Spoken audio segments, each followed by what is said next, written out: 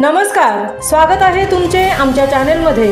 आवाज महामुंबईचा, शोध बातमीचा, कौल मनाचा। चला तर मग आमचे चॅनल शेअर करा, लाईक करा आणि सबस्क्राइब करा। धन्यवाद। हृदयद्रावक विजेच्या धक्क्याने देहन म्हसळा येथील कृषी पर्यवेक्षक मांडवडे यांचा मृत्यू।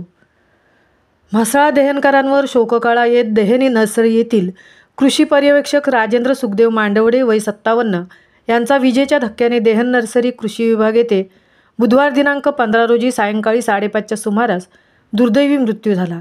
नर्सरीमधील मजूर प्रकाश देवजी गिजे वय 55 यांनी दिलेल्या फिर्यादीवरून म्हसळा पोलिसांनी अकस्मात मृत्यू नोंद 1/2025 VNSS 2023 चे कलम 194 प्रमाणे नोंद केली असून घटनेचे वृत्त कळताच सहाय्यक पोलीस निरीक्षक संदीप कहाळे आणि सहकारी police sub inspector Sunil Rohinkar, Suresh Palode, police शिपाई संतोष चव्हाण, पोलीस हवालदार रामचंद्र बांगर, बाबासाहेब बोंगाणे ही मंडळी 108 रुग्णवाहिका समवेतच नर्सरी येथे दाखल होऊन मांडवडे यांना उपचारासाठी तात्काळ ग्रामीण रुग्णालय म्हसळा येथे 108 वाहिकेचे डॉक्टर अक्षय पवार यांनी उपचारासाठी दाखल केले।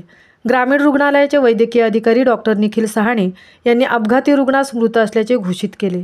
फळरोप वाटिका देहन येथील मजूर संक्रांत किंक्रांतीच्या लागोपाठ 2 दिवस सुट्टीवर असल्याने मांडवडे हे रोपांना पाणी सुरू करीत असताना ही दुर्घटना घडली।